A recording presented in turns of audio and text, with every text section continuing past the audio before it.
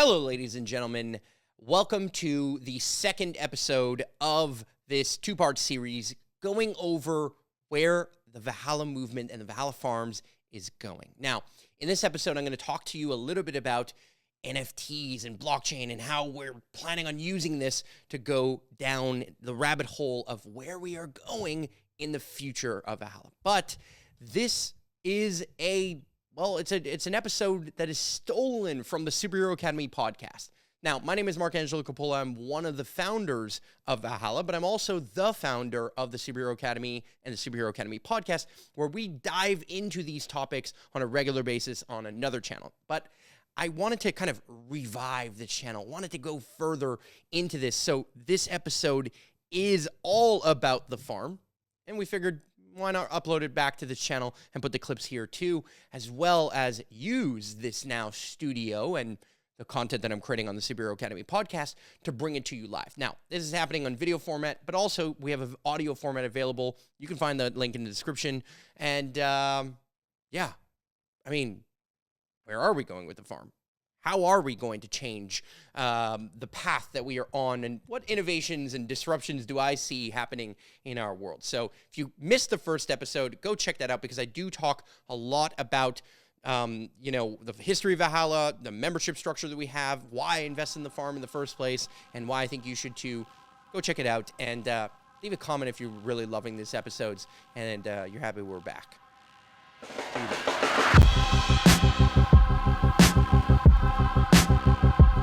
Welcome to the Superhero Academy podcast.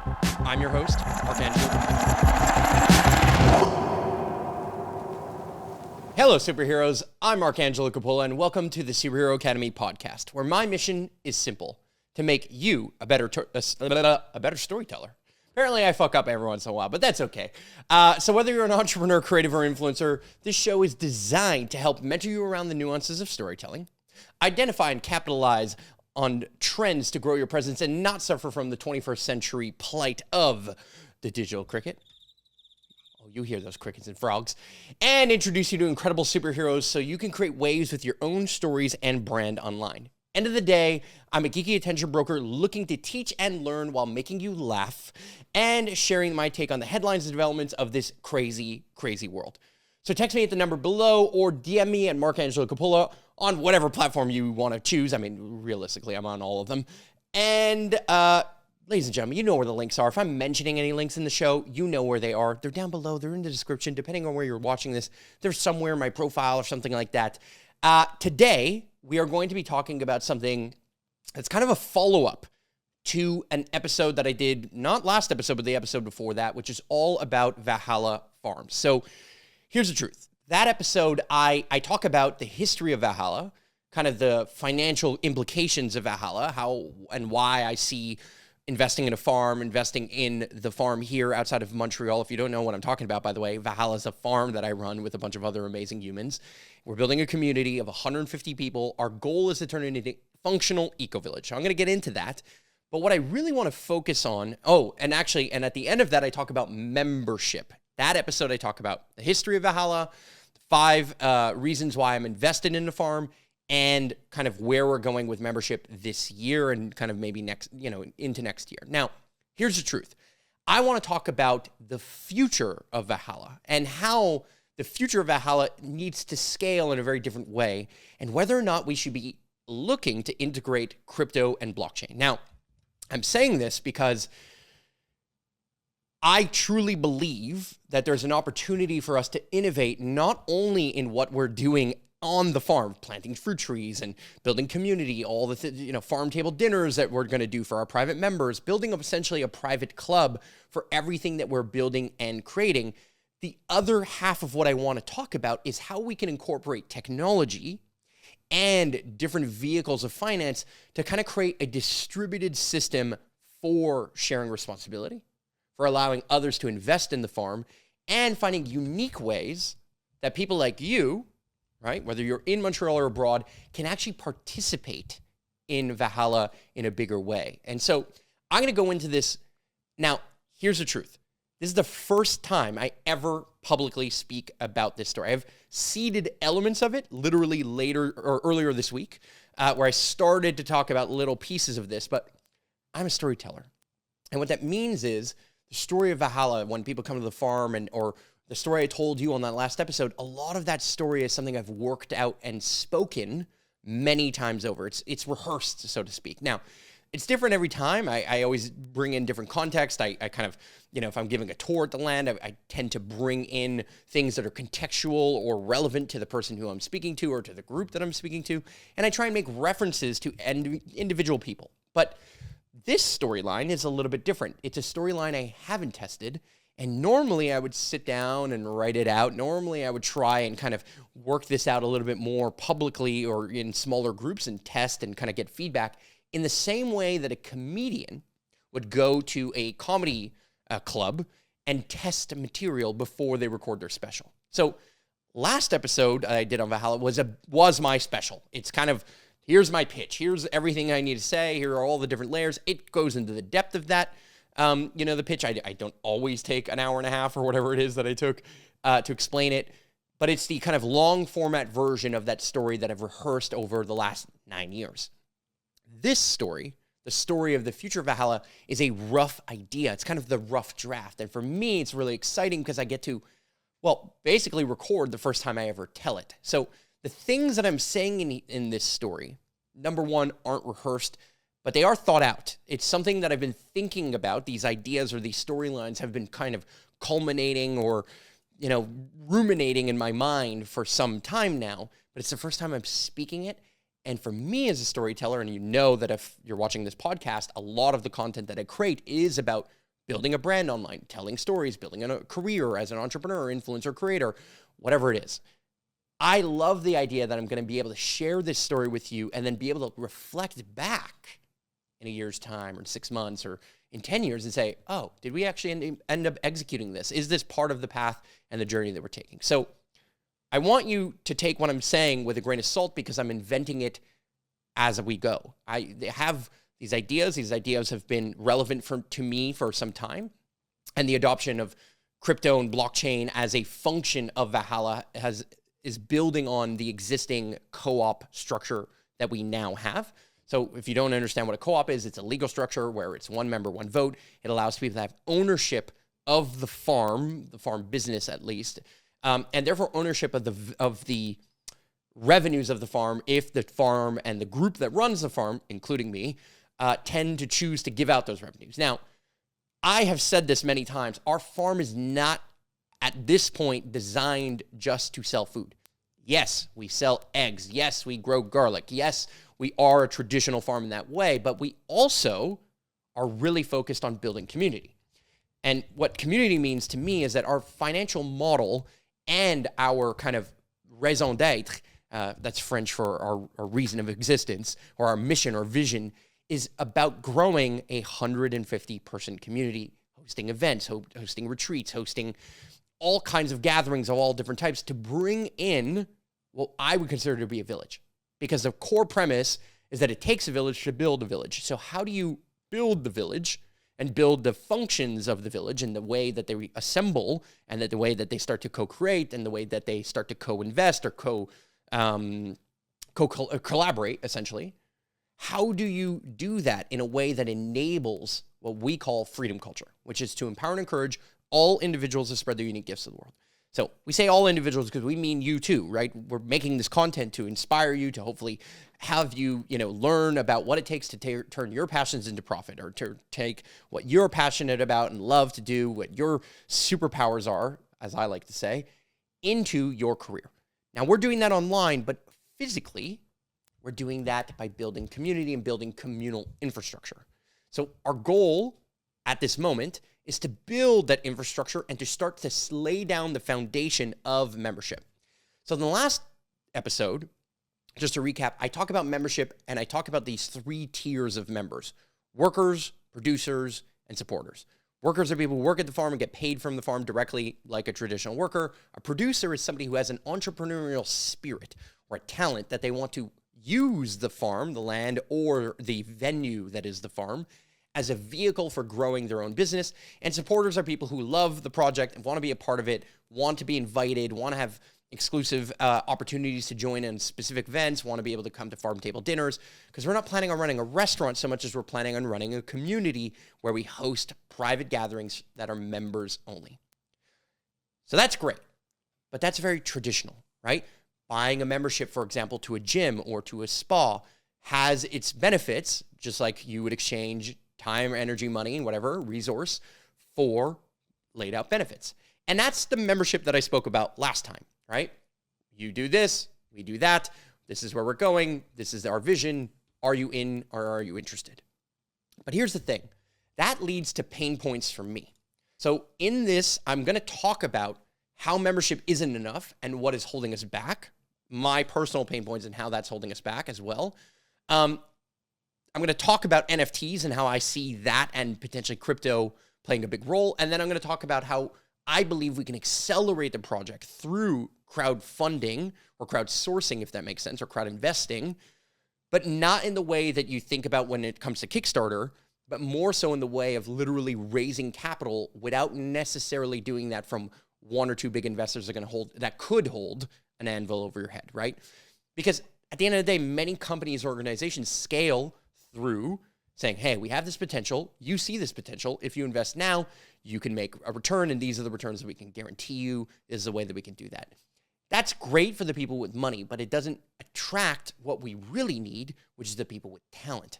See, I'm not looking only for the people with money. I'm actually looking for the people with talent to build the eco-village or to build a farm to begin with. I mean, who is going to go and tend to the gardens and pick the garlic and clean it up and dry it out and sell it at the market? Who is going to be the carpenter or the electrician? Who is going to do the accounting or the bookkeeping?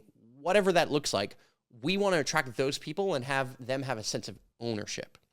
And so that segments directly into the first key piece that I want to talk about here, which is the pain points of our farm. Now, I can talk about the pain points of a physical reality of our farm, right? We only this year got power that's connected to the grid. I mean, we have solar panels, we still have to install them. We need finances to do a bunch of different things. We have an experienced droughts from time to time. We don't have a big, giant irrigation system at the moment.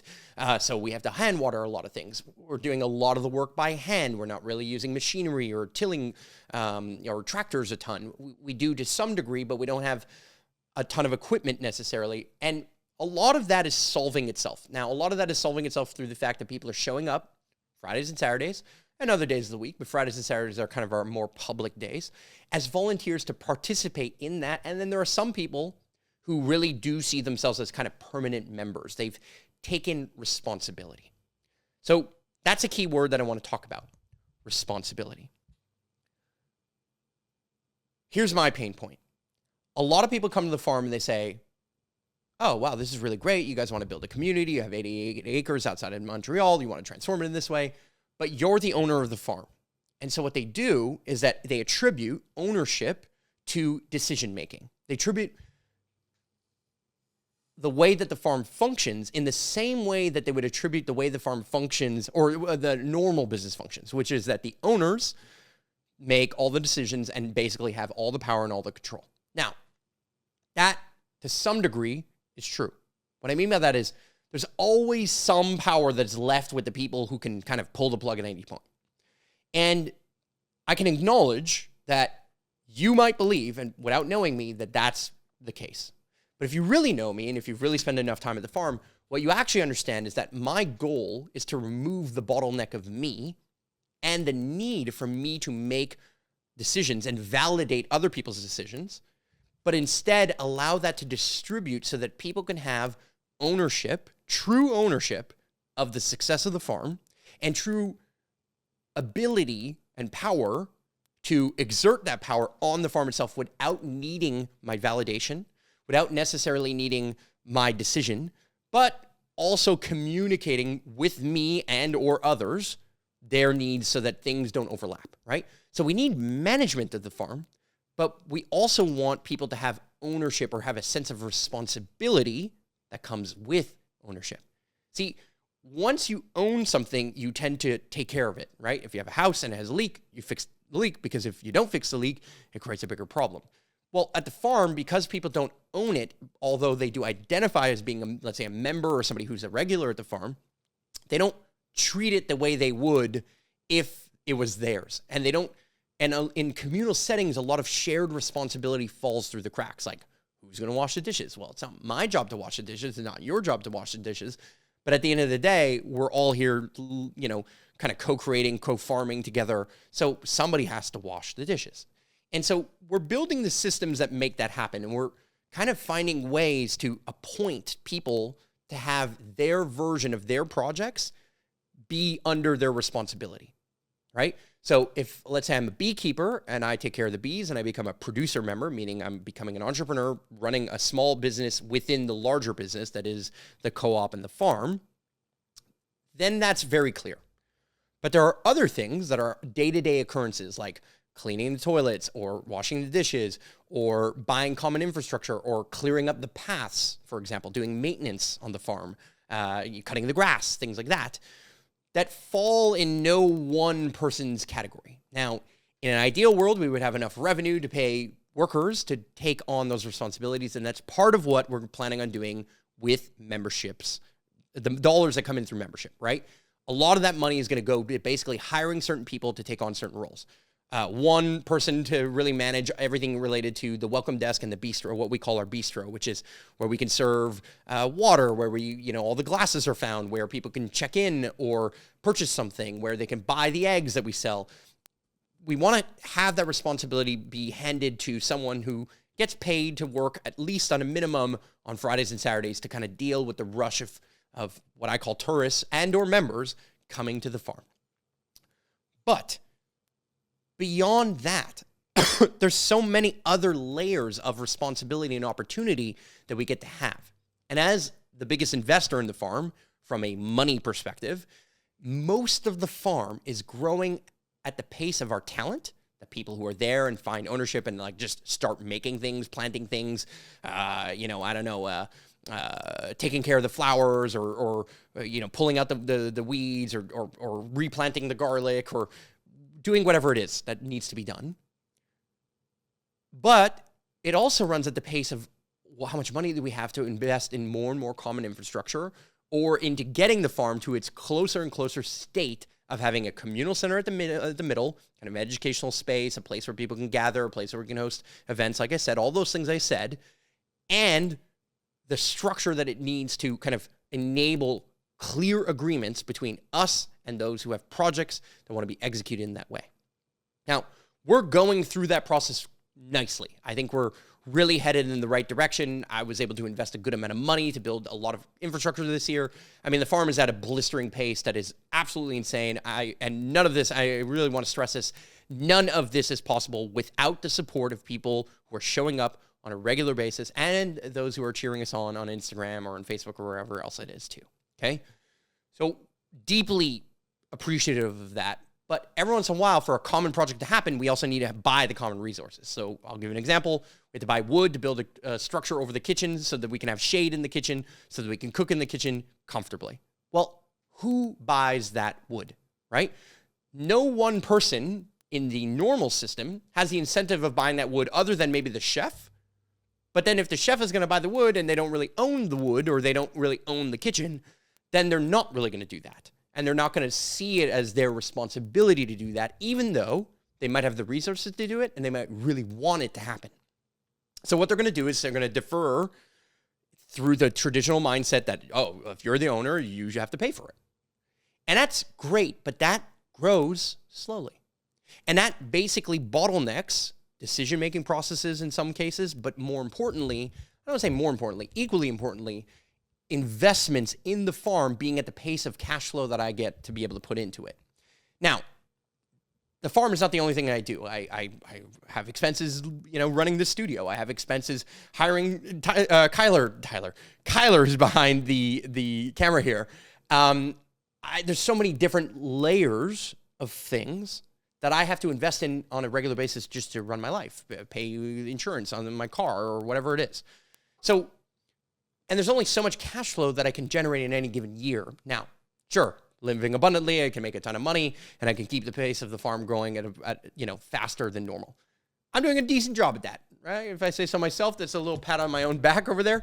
I'm doing a decent job at kind of keeping the pace of the farm growing at what I think to be a very good, sustainable pace. But if it were up to me, I would love to bring on investors. I would love to have other people take ownership and responsibility of projects and do that in a way that feels really clear.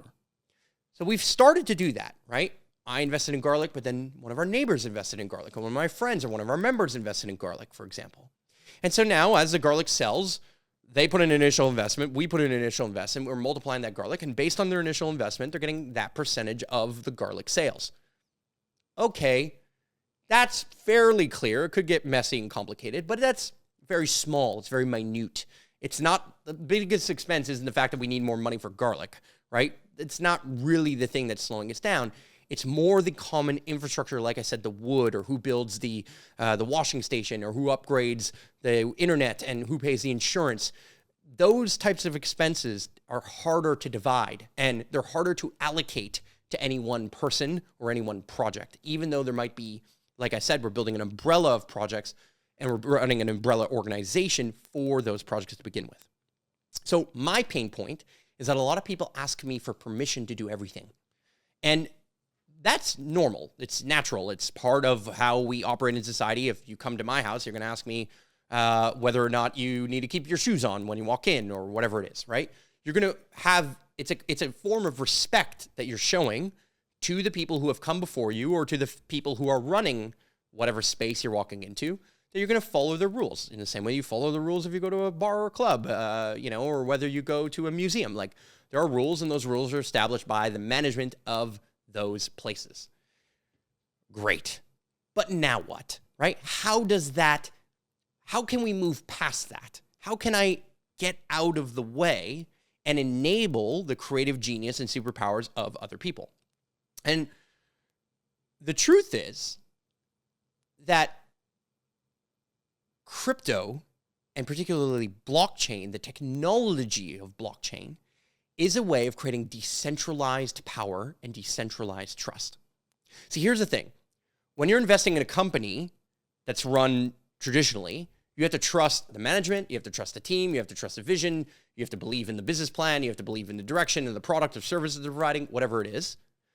And you have to trust that what they're going to put in their books, or how they're going to run their company, is honest, right? So that you as the investor feel secure that all the money that ran through the company is actually going through the company, and you're going to get paid out the cut that you should get paid out through dividends or whatever else it is. Now, the investor is always looking to align the entrepreneurs and the owners of the business, or the operators of the business, in line with their needs. Meaning, if you guys get paid out, I get paid out, and everyone wins. And entrepreneurs want to fulfill that, because if they do, then they can get the next round of investment, or they can grow the company and do all the other things.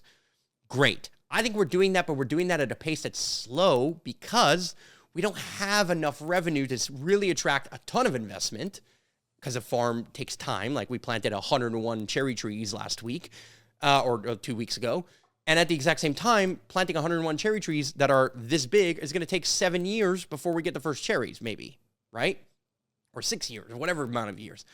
And realistically, the pace that cherries are going to pay us back is not quite worth investing in at this moment. Now, like I said in the last episode, there are other things that are worth investing in, like the value of the real estate, the value of ancillary businesses on the farm, and the people and the talent on the farm, right? So that creates the case for why people would want to become a member. But why would you want to get involved today? And then why should you trust me? Right? I'm managing the farm alongside others, but I'm clearly one of the key managers. Why should you trust me? And what if you don't trust me all of a sudden? What if you say, I want to invest, but I also want to weigh out quickly, but I also want to weigh in quickly? And the fastest way to do that, in a way that is decentralized, is to put all the records of who owns what in the blockchain in the form of potentially crypto, right? And a series of systems of exchange, potentially NFTs, which I'm going to get to, but also, more importantly, smart contracts. Contracts that essentially say that when this thing happens, this other thing happens. So let me explain how that scales into NFTs, and then I'll get into why I think NFTs can be linked to membership and why I think that's super important. And then I'll get into the crypto side of things and crowdfunding and those different directions. So again, our vision is to make a 150-person community. We can scale at the pace of me, the member, the core investor, and maybe a couple of other investors. We could scale at the pace of generosity in terms of donations or gifts and time, energy, resources, volunteer hours. And that's great, but that's not allowing us the vehicles of finance that traditional companies use to scale into a bigger vision. And if you've looked at any real estate development, for example, or even farm development that is scaling beyond just a small farm, they need funding and they need to make development plans, which cost a lot of money. Hire an urbanist, hire an architect, hire an engineer, hire this person, that person. But that cost relative to the value of the potential project, if we're going to build a bunch of farm homesteads and have a bunch of owners of homes that also have a backyard farm that they can farm themselves or that they can pay or participate in paying through the purchase of the land, but also through their activity or their financial contributions as members, to have that land managed and they can share in the profits of their farm and the greater farm as a whole, right? Their land and the money made off their land or what's grown on their land, and their talent, potentially, if they're using that directly with the farm, and the money of the farm itself. Great. That sounds interesting to an investor who hears that. They're saying, yes, that's interesting, but what if I want to move? What if a life event happens and I just no longer see myself resonating with the values of this farm? Or what if I get a job offer to go out to move to Vancouver and now I want to leave the community? And I want to be able to kind of keep the integrity of the community and the memberships, but I also want to be able to sell my membership. Or I want to be able to move out of my membership and realize the value of my investments and the value of my time, energy, and money put into the farm. The ironic piece about what an NFT is, and I'm going to explain what an NFT is very quickly for those who don't understand. NFTs are known as non-fungible tokens. So I'm going to read the definition off Wikipedia. A non-fungible token is a unit of data stored on a digital ledger called a blockchain that certifies a digital asset to be unique and therefore not interchangeable. NFTs can be used to prevent items such as photos, videos, audio, and other types of digital files. They can be used to represent items such as, but the interesting thing is that they also allow access to any copy of the original file. However, it is not restricted to the buyer of the NFT. While copies of these digital items are available for anyone to obtain, aka you can download a picture on Google, but the owner of the rights of that picture can be tracked via an NFT.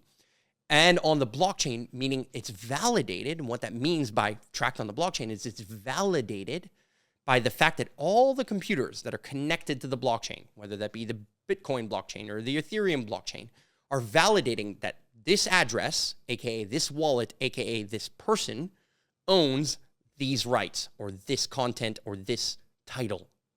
Now, I say the word title because in the world of real estate, one of the things you have to acquire when you're buying land is the deed of the land, meaning you're the owner, it's under your name, registered at the city, and the governance system that we use for doing that is the city and the urbanism department at the city. Now that's great, but that doesn't scale properly when you're trying to build an eco-village that essentially is on farmland, meaning we're not residential. For us to become residential, we would either have to rezone the land from agricultural to residential, which has a bunch of red tape and a bunch of different things, and for us to get to rezoning that, it would cost us an enormous amount of money. So therefore, we're going to be back at the problem of scaling at the pace of the owner who can make the developments and raise money and do all those things. Now, I can do that. I know people who are willing to be an investor in this, but if I have to do that, and if I take their money, or if I'm going to build an agreement with them, I also have to hand out that money to somebody who might not be the perfect fit for the community, which obviously I don't want to do and I wouldn't do, or might have a very different incentive than the people who are running the community itself because of just their wealth gap, right? Like somebody isn't more valuable just because they have more money to our community, right? The artist or the electrician is equally valuable in my eyes, as is the farmer, as is the other people in the community, because we all have a role, because it takes a village to build a village. And you'll find out very fast if the garbage man's, how fast the garbage man's value is if he or she doesn't show up. Right? The second our services end, we start to see the problems that come. Like if your toilet gets clogged, all of a sudden the value of a freaking plumber skyrockets, right? So that's what I said in the last podcast. But here's the thing. What's interesting about NFTs is that not only can it attribute to a digital asset, but it can attribute to something else like membership. Now, NFTs are a craze in the world of art because it's saying, I want to be able to buy that meme, or I want to be able to buy that NBA Top Shot moment. I want to be able to buy this digital thing that I believe is going to have more value, and I'm going to speculate on that value. And I'm going to speculate based on the artist. I'm going to speculate based on its popularity. I'm going to speculate based on the fact that the money supply is growing and we're printing more money and inflation is going to go up. I'm going to speculate on 1,001 different reasons, but I'm buying it as a vehicle, one, because maybe I care about the art, but two, because I think it can make money. And the reason it's valuable is because it's inherently scarce, right? There's only one token that can represent that one thing. Only one person or one wallet or one entity can own that NFT. Now, you can buy it as a corporation and buy an NFT as a corporation, and then there's multiple entities that own that one unit, but either way, it is attributed to a single node or a single wallet on the blockchain, if that makes sense. And the blockchain is something I or anyone cannot change. Now, yes, you can take over 51% of the entire network, and that's almost literally impossible, or would cost trillions of dollars. It's unreasonable, right? You couldn't really do that, okay? So let's not talk about the security of the network as a whole. Let's focus on the value that it removes the power from me, specifically me, and or any one person in the community, and puts that into a very clear agreement that could be run as a smart contract that enables us to mint NFTs, and we can mint that by even making little art pieces or tokens or membership badges, and actually sell you, and I say sell you because that's kind of what it is, membership into our 150-person community, because we do not plan on making this physical community at Valhalla, as is today, bigger than 150 people. I talked about why that number, it's called Dunbar's number. Watch the other episode if you don't know what I'm talking about, okay? Long story short, we have an inherently scarce amount of space. There's only so many gatherings we can host. There's only so many people we can invite to have all the benefits that we're going to build. Because I can't build 1,000 saunas or 1,000 hot tubs or 1,000 garden beds. I mean, maybe we can build 1,000 garden beds given their size, but there's only a certain amount that we can host. There's only a certain amount of people and events and ideas that we can bring to the table at this farm. So inherently, we are limited by our ability to supply membership and all the benefits that memberships come with. And already we have so many people asking to be members. So what if instead of just paying for membership, like you would at a traditional service, buying a gym pass, like I said, buying a spa pass, and you only gain the benefits, but then there's no benefit for the fact that you've had loyalty. There's no benefit for the fact that you've done anything else. And what if you treated it more like season tickets? Like season tickets to the Habs hockey game or to an NFL team or whatever it is. Because season tickets, if I bought Habs or Canadians, hockey season tickets, I can buy them every year and I can probably resell them for more because there's more demand than there is supply of tickets, right? So what that means is it allows me as an owner of those seats, or at least the owner of the rights to those seats, that I can actually earn money. Now, there's rules and regulations around scalping and other things, like you're not supposed to be able to buy them and resell them. The point is it happens anyway. But what if you could do that at our farm? What if you decided that you're going to become a traditional member, pay $50 a month and join our membership as a supporter or producer, whatever it is. But then you say, you know what? I'm long-term committed to this farm. I want to see my purchasing of the shares of this farm and the shares of this co-op, because it's a legal co-op, go in as non-taxable money, because we're raising capital by selling shares. So it's not a revenue, and this is very geeky in the finance world, but it's not a revenue. It's actually a capital raise. And let's assume that we're going to sell these memberships at $1,000 each. So we have 150 spots. We pick those spots through members who then get offered to buy a share, right? So non-voting members that are just members that are gaining the benefits of membership without votes. Then we have some kind of process of choosing who we want to offer real membership to. When I say real, I mean kind of ownership to, responsibility to, and enable those people to say, I bought a share of this farm, and that share value, just like the share values on the market, like buying a share of Tesla or Walmart or whatever it is, can rise. So now, If I buy membership today, because I believe in the long-term vision of the farm, I can make a contribution right now of $1,000, buy that share, but once we hit that 150-person mark, or even if we don't hit that 150-person mark, but we're not giving out more invites at that period of time, and somebody wants in, they want to be an owner, they want to be first in line to be able to purchase a piece of the land if our project can get to that point. They want to be the first in line to build their homestead. They want to be first in line to be able to have a piece of the farm that they can invest in, or have a plot of land so they can grow their garlic or their bees or whatever it is. If they want to join that and they want to kind of have an early access to that, and our farm has so much demand, so many people who want to participate, so many people that can come, but there's only so many we can have, then the value of that membership can rise beyond that $1,000 that we sold that one share for. And it can rise to essentially an infinite amount of money based on how much people are willing to pay for it. But instead of that always having to go back to the farm and then sold back to the next person, what if we created an NFT where we create a win-win scenario both for the investor and the farm and the person coming in who wants to buy the membership from that other person? So let's assume that our farm is doing amazing, the community is thriving, everyone wants to join, and there's no more memberships to give out. All 150 spots are sold, and the only way in is if somebody else wants out. Great. Well, now the price starts to rise. And eventually it hits a target, maybe let's say $10,000, where one of the members is like, you know what? I love this farm. I really think I'm going to take my time and energy elsewhere. I'm not really using my membership benefits or whatever. I'm willing to sell at 10 grand. That makes sense. I made 10x my money. That sounds good to me. Let me sell you the NFT, transfer the deed and all the things that go with that deed, aka the smart contract as well. And that smart contract in and of itself can bake in that when it's resold, just like an artwork, right? So the Just Do It over there, made by Germ D, one of our members of our farm and a phenomenal artist, one of my best friends. I could sell that right now. He sold me this canvas for a price. I could sell that canvas for 10 times the price, but he won't get any benefits from it. Now, I can kick him back something as a friend, but if he sold it to a total stranger and they sold the canvas for more, he doesn't get any benefits from it. But with an NFT or a smart contract, just like NFTs being sold on art online, you can also attach a royalty that if you sell the membership in the future, you give a kickback to the original seller or the original minter of the NFT. And that minter can choose 10%, 20%, whatever it is. So let me go with simple math here and say it's 20%. So you bought it for $1,000, you sold it for $10,000.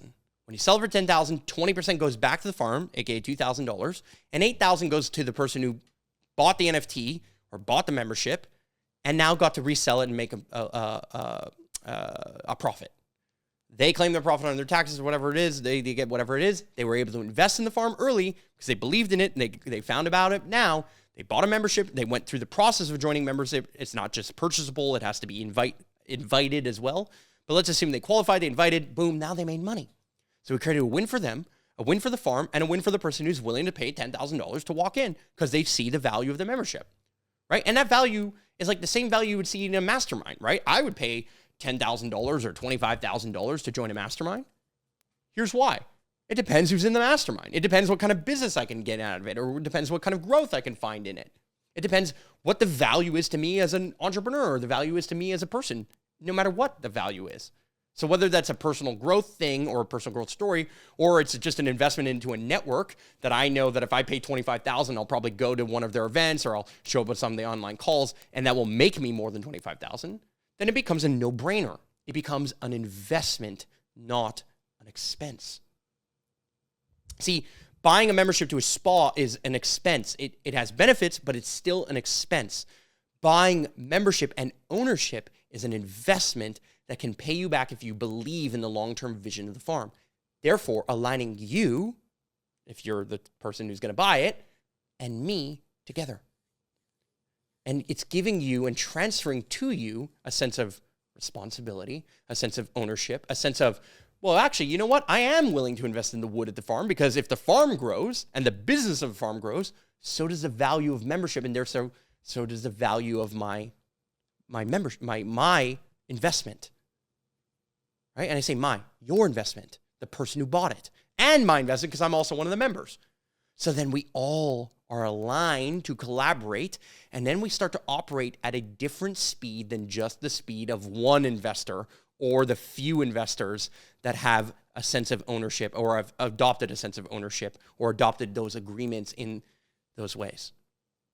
Now, that's a very, very interesting proposal here because there is no limit to the value of this investment.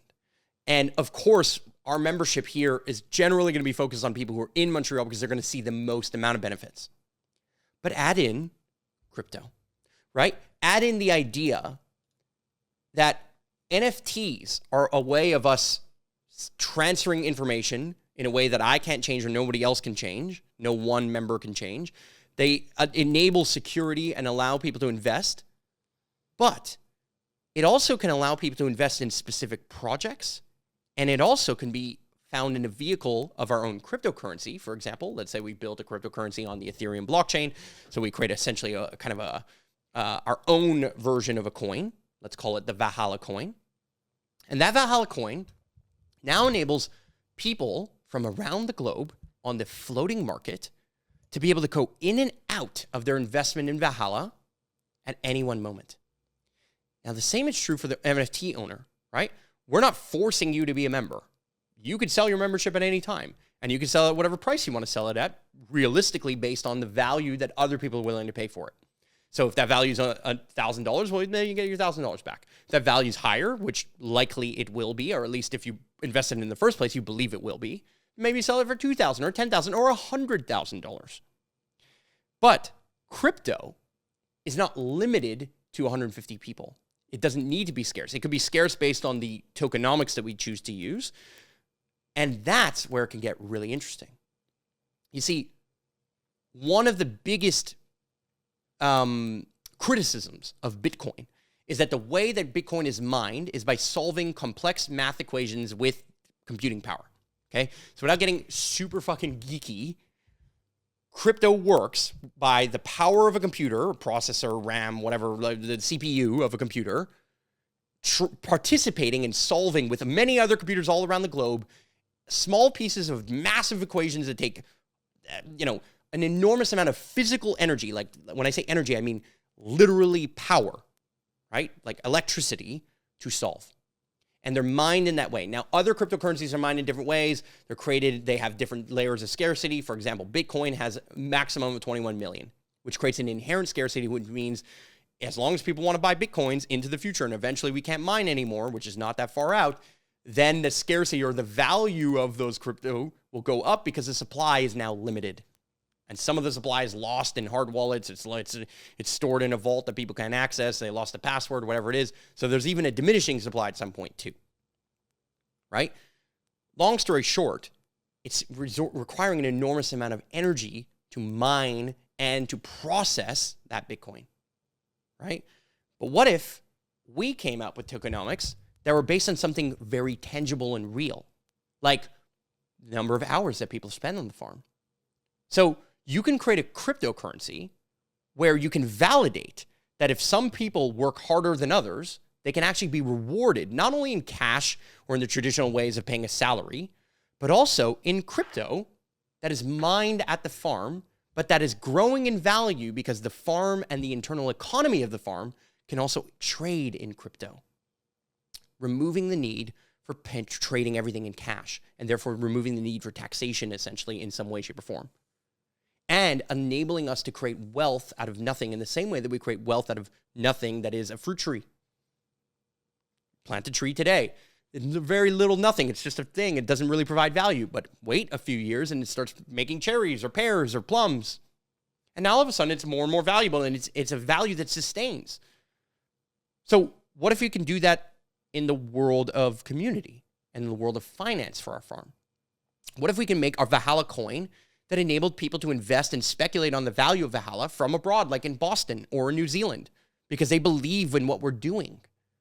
And not just from the perspective of selling the story, which we can do, right? You can pump Dogecoin to the moon. And, I have an episode of the podcast where I talk about that and whether you should invest in that or not. And I'm not a financial advisor. I'm not here to tell you what to invest in or not.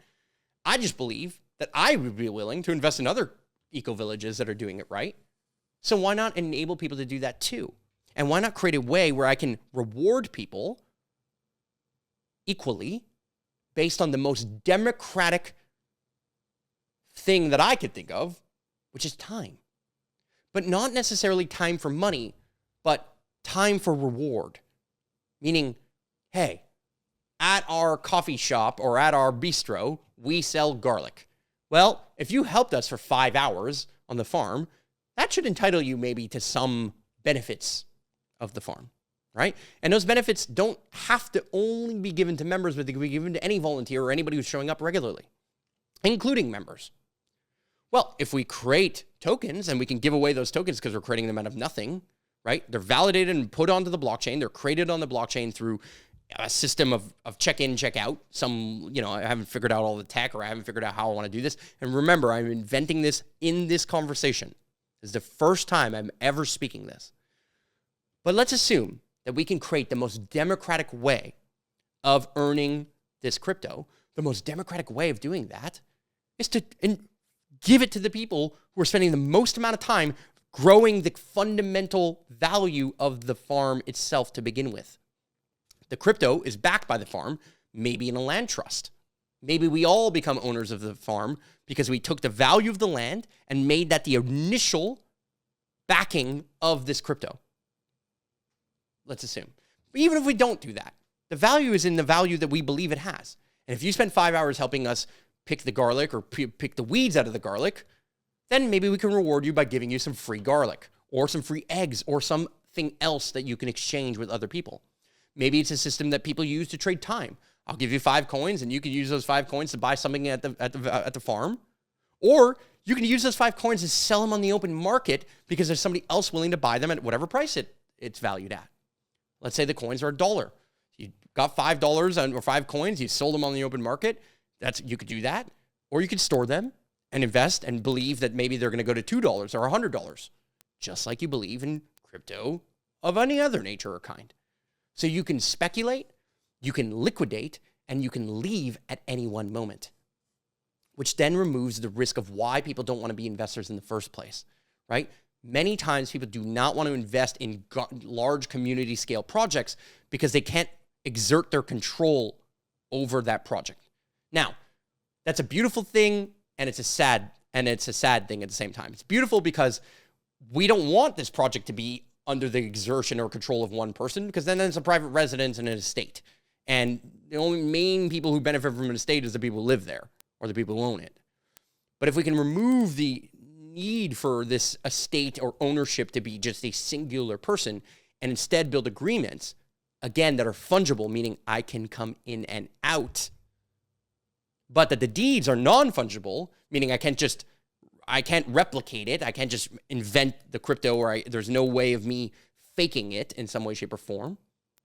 Then you're building a real world use case and a real world economy with real world backing and assets and real world value that everyday people and anyone who is contributing in any way that the community deems as contributing or volunteering or supporting or working, whatever word you want to use, we can reward those people and we can grow the supply of those coins in a way that is the most sustainable of all time. Not only is it not going to use energy, well, we'll use some energy to validate or put the information on the blockchain, but all the work that we're doing, planting trees, taking care of essentially sequestering carbon through farming and regenerative farming, because that's what we're doing, we're literally removing the carbon footprint. And in fact, we're sequestering carbon through the creation of this crypto. So we're solving the biggest pain point of this crypto, or at least one of the biggest pain points of traditional crypto. We're validating people for volunteering, enabling more people to be interested in volunteering and having reward with that beyond just the reward that they get of meeting interesting people and learning things and all those other member benefits or non-member benefits, even if they're a tourist just showing up for a weekend or for a day or for a few hours. And it enables all of that to function as a win-win-win system. All right, ladies and gentlemen, superheroes, we had a little bit of a technical difficulty, so we're going to swoosh that right out. It's basically the iPad stops recording. This is a constant stream of thought. I really want this to I love the idea that I'm just streaming straight. Like we never edit anything out of this. Like there's no censored element to what I'm doing or saying. But every once in a while we have a little technical, you know what I mean? Every once in a while some stuff goes down. Okay, so I'm just going to reiterate that I believe that by adopting a crypto, by allowing membership to be owned, you are creating ownership in not only the investment, but more so in the growth of the farm, where now all of a sudden somebody says, you know what, I'm willing to buy a tractor for the farm because I think it's going to accelerate the growth of the farm. I'm willing to invest more money, build a smart contract, and have in a way that I get paid back, or invest in a little piece of it, and that contract, when executed, pays me in these exact ways. Now, that's no different than making a contract traditionally. That's no different than hiring a lawyer or not hiring a lawyer, writing up a draft of a contract or proposal, and signing it between you and the farm, right? But the vehicle upon which that is paid out, the vehicle upon which you can sell that investment by minting it and turning it into an NFT, now says, hey, I can invest in this tractor, but I don't have to just register all of that at the normal government level. I can also register that socially at the community level, kind of essentially building a system of governance of our own. And that is solving many of the clerical type of work, bookkeeping, accounting work, and deed work and like judge and jury work through decentralized power and decentralized systems that create win-win scenarios for the planet, for the farm, and for the investor. So the farm at the center, which is the community and the base of the community, wins because it grows and it brings on more investment and more people, more talent, and more agreements that enable it to grow. The person, the individual, wins because they get to do the agreements that they want to have and bring forward the projects and the vision that they have. And the planet wins because we're doing the right thing, my version of the right thing at least, or the community's version of the right thing, through regenerative agriculture, carbon farming, all the other things that I talked about in that last episode. Right? The 5 reasons we should invest in a farm, why I believe it's financially sustainable, but also environmentally sustainable, which I didn't spend that much time talking about. Right? But that sounds complex. And I know it's complex. I mean, I've been talking about it for like 50 minutes. But the truth is that I'm setting the stage, but the idea or the concept isn't that difficult to think about. It's like privately investing in a company that isn't on the public market. But the crypto that would be made is the public market. It's the version of an IPO. It's the version of taking what a community has built or a company has built and putting that value and letting it float on the private market and enabling the people who work at that community to own shares in the same way that WestJet, a Canadian airline, for example, allows its workers to own shares. Some given through their work and dedication, some that they are allowed to purchase at a lower price point or whatever it is because they're an owner. And then the concept is that if you're an owner of the airline, you're going to do your best work to make the airline function best. And if somebody's out of alignment, right, at a normal job, well, when they're out of alignment in a normal job, people kind of tolerate that if you're not an owner because you're like, screw management or whatever, screw the boss, screw whatever. And so we tolerate inefficiencies. We tolerate that people do things in a way that doesn't really lead to the growth of the company because the company has some direct tie to their salary, but not so direct that they feel like, oh, well, if we throw out and waste a bunch of plastic cups on the airline, well, it doesn't really matter. It maybe affects the bottom line. It maybe affects the amount of salary or the amount of raise that I can get, but not directly. But if I'm an owner, it directly affects me as a shareholder. And at a much smaller scale than an airline, at a 150-person community, the actions of one have a deep impact to many. And that many is not that big and so not only is there societal pressure or communal pressure to do the right thing or to find integrity, let's say, within the community, but there's also financial incentive aligned with every one of those members for everyone to do their best possible job to collaborate. Now, that is a very idealistic utopian statement. There are always going to be people that are doing what they consider to be best, but might not be best for the whole. right? We are always going to suffer some level of what we call the tragedy of the commons, which is what's good for me might not be good for the greater community. But we can solve elements of the tragedy of the commons by making people co-owners. We can solve elements of competition, essentially, or a competitive mindset, or a very capitalistic only mindset by merging capitalism with some level of communal ownership, not communism. Communal ownership and communal winning. Communism is saying there's one ruling thing and party and they decide all the rules. I'm not saying that. I'm saying 150 of us can decide what those rules are and we can have all the structures for governance that we choose to adopt. I'm not talking about governance. I'm talking about the governance of agreements between the co-op and its members. I'm talking about our ability to enable people to be investors today that can appreciate and value later. And I truly believe that there is always going to be somebody willing to join this 150-person community, and that investing $1,000 today enables the community to have, let's say, $150,000 minus the minting fees of making the NFTs, let's say $25,000. So $125,000 to do what? Well, one, build common infrastructure. We can lay out exactly what we're going to spend $125,000 on. That's the point of management. That's the point of somebody like me who's a manager of the farm. We could say, hey, if you invest, this is where the money's going to go. Or this is where the percentage of the money is going to go. So your $1,000 will go 10% here, 20% there, 30% here, whatever it is. Right? And if you believe in that vision, that's when you buy a membership. If you believe in the community, you believe in the people, you see value of that beyond just the investment itself, then you're going to win through the value of the community and what you can learn, all the things you're going to go to, the events, the people you're going to meet, whatever it is.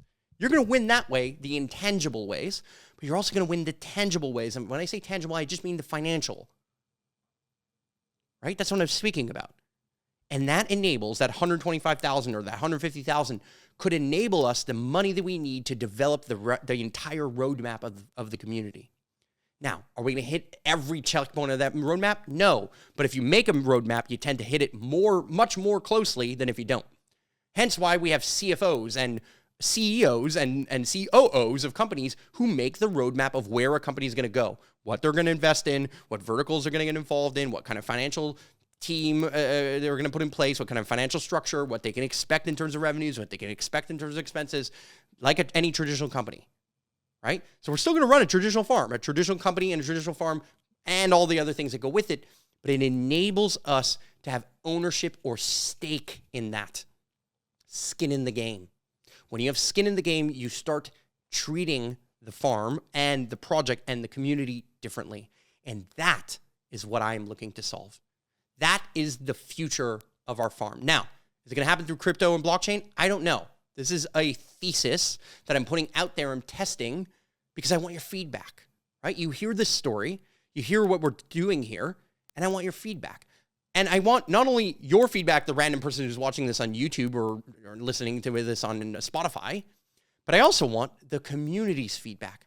Where can I upgrade this idea? Maybe we use NFTs to sell parts of the land. What if people invest $50,000 now, but that becomes almost like a deposit for the future purchase of the land at a set price, or instead of a set price, a set discount?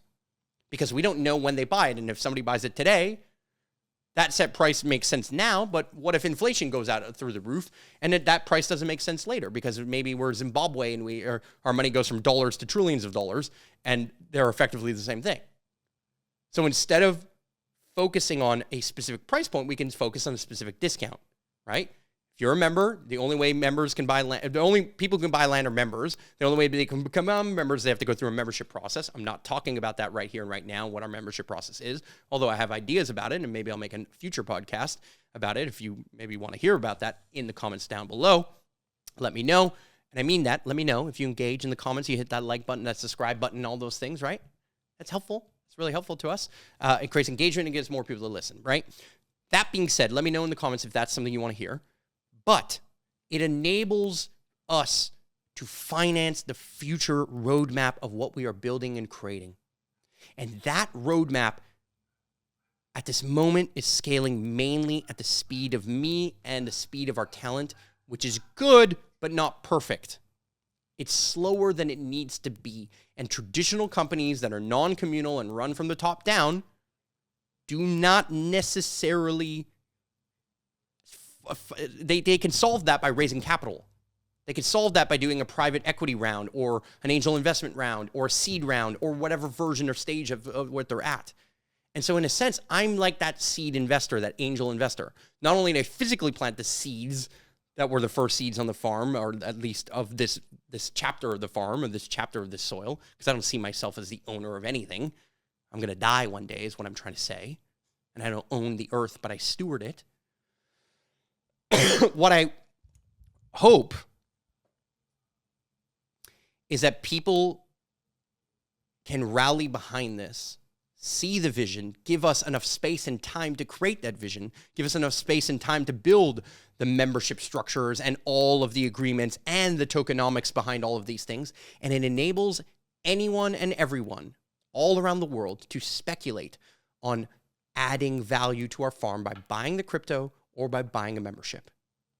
That enables us to become a net importer of resources and a net exporter of communal values, of events, of food, of talent, of whatever our company or our organization or our farm creates. So this is innovating outside of the lines of what a normal farm does. See, a normal farm in the eyes of the government is, if you're a farm and you're a full-time farmer, you can build a house. And that's great, but we're losing that war. There are less and less people making food. There are less and less people stewarding the land. And we are selling more and more of our farm land to foreign entities and foreigners.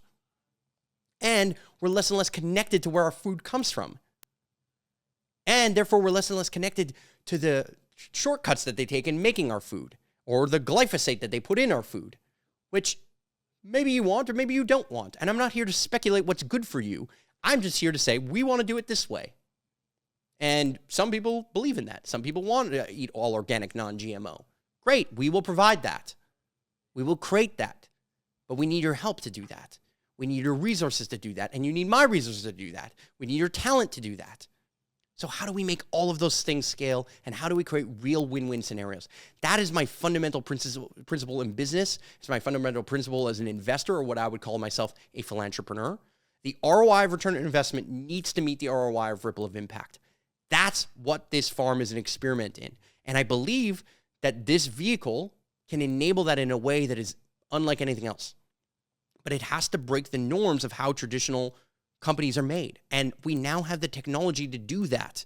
We now have the technology to innovate in multiple ways, whether that be machine learning or AI in the farm or in the field, whether that be solar panels and the technology of that, or efficiencies that we can find via the technology of new tools. But what about efficiencies in the technology of new governance systems or new ownership systems or new ways of interacting and creating contracts with one another? What if we innovated and thought different? What if we thought long-term? I believe investing in something like this is a worthwhile investment in time, energy, and at the minimum, it's a worthwhile experiment to me. So I think that I would love for people to feel like they can invest in pieces of the farm and potentially even invest in the smallest scales of business of the farm and get return through these different systems. Now, the biggest gaping holes in this is that I have not done the work of the tokenomics of the crypto. I have not figured out what it's going to cost us to do those things. I have not sourced who's going to code that and what system of let's say mining we're going to use, or proof of work we're going to use, or proof of stake we're going to use, right? But what I do believe is that I and others who are smarter than me can figure that out. And what I do believe is this is a fast lane to making something like this happen, and it's replicable in a way that is incredibly impactful and can lead not only to this 150-person community, but maybe Valhalla, Costa Rica, or Valhalla, Mexico, or Valhalla, Vermont. And I don't think that has to all be run by me. It doesn't have to be started by me. It doesn't have to have necessarily the same ethos as I do, or the same ethos as the Montreal farm does. But it can have some underlying principles. It could become a replicable model just like Bitcoin was, just like essentially blockchain technology was, right? How many coins are there now that all have different economics and different functions and forms, some of which are shit coins and others which are amazing? And I'm not here to tell you which one is which. You or the market decides that, and that's capitalism at its finest. But capitalism right now is built on a paradigm of growth, a paradigm where we have to make more because we are an inherently scarce game. The game that there is more debt than there is money. And that is not a system I want to continue to subscribe to. I want to find ways to build abundance for all, no matter what level you are at in the game that is our current system. And when I say level, I mean finance.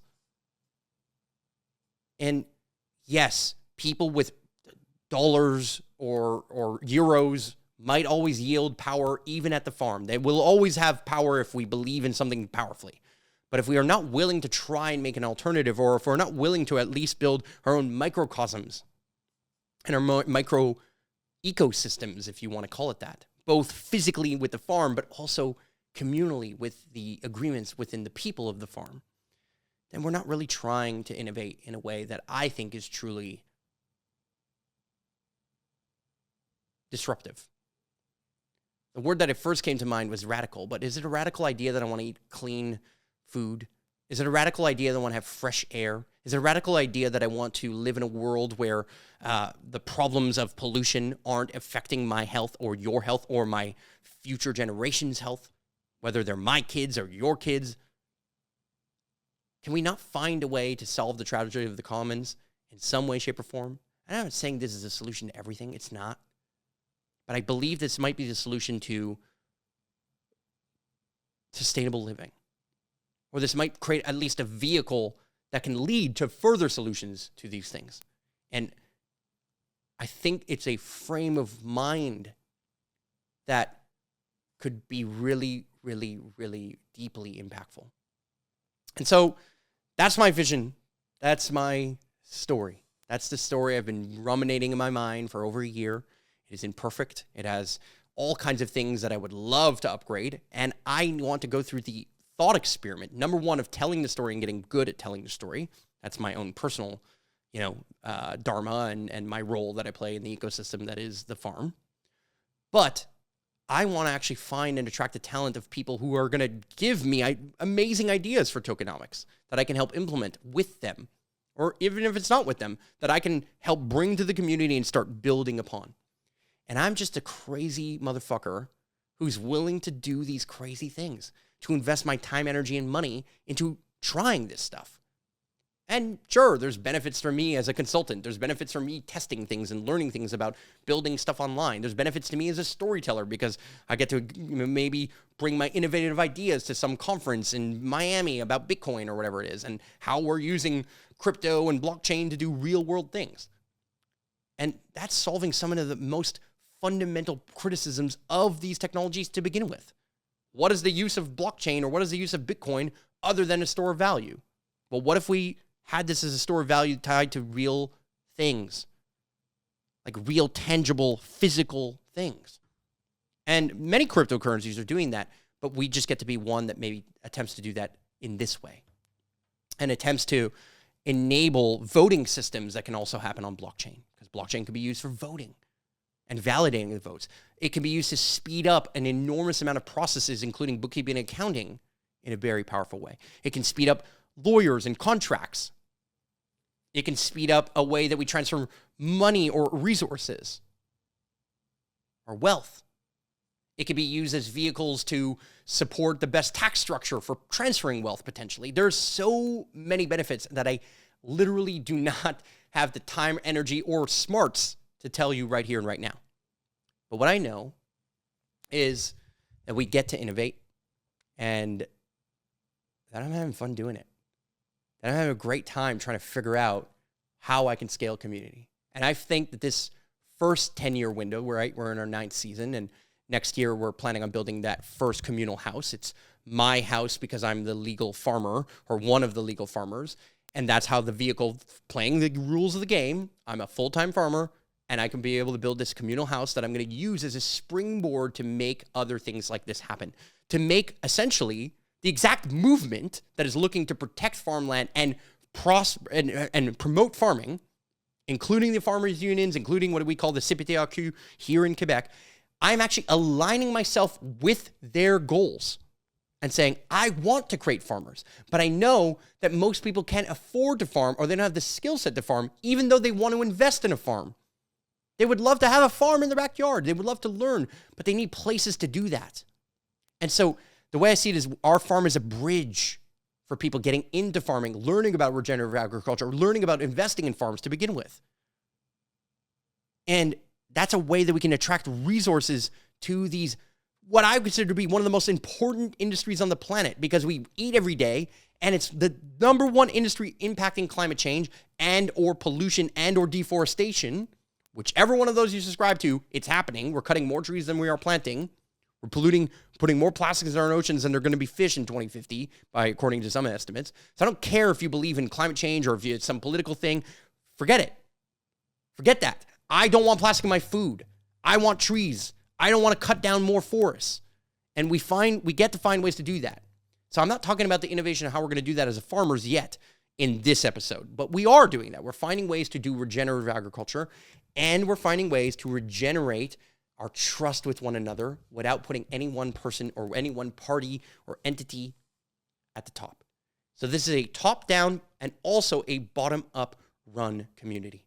How do we make that torus field, that magnetic transfer and exchange happen between the people who are at the bottom, quote unquote, the everyday members, including me, because I'm one of those members, only one, and yes, I have a bigger role in management just because I have more experience in doing it and because I choose to do it. Because I choose that this is one of my passions. And there are others who are going to choose that too, right? I would love to make a council of 13 or 12 where we have different people running the different vehicles of the farm. I don't want to do the accounting or bookkeeping. It's the thing I hate the most. Finance is a vehicle that I understand, but it doesn't mean I love it. It doesn't mean I want to do the work. I would love to have a CFO at the farm. I would love for people to take some of these responsibilities from me. I would love for people to pick where the fruit trees are going to go or how we're going to innovate and make more garden beds for our garlic. I would love that people would take on some of these roles. But my pain point is what I'm trying to point out here. And my pain point isn't unique to me. It's unique to owners in general of resources or assets like land specifically or like businesses specifically. So bosses many times over, sometimes, not all, but many people do want to distribute power. We just don't know how. We just haven't had the ability or resources or the innovative time or space to figure out how. And I just feel wealthy enough, not just financially, but rich enough in my being or in my soul, in my heart, to try this. So with that said, this is a speculative idea. I hope that this story fascinated you. I hope that maybe you learned something about it. I hope this got your wheels turning for maybe what the community you want to build. And please let me know in the comments if there's anything you think I said wrong, if you think I'm fucking crazy, if you think I should be innovating this way or that way. And please, for the love of God, hit that goddamn subscribe button, hit that like button, and show some love to Kyler and I, who spend so much time editing and creating these episodes. Show some love for the people who are building the community and the world that we know is possible in our hearts. That's what this is about. It's not about me. I'm just a storyteller. I'm just one of the inputs in this ecosystem, and I am honored to be that input. So see you in the next episode.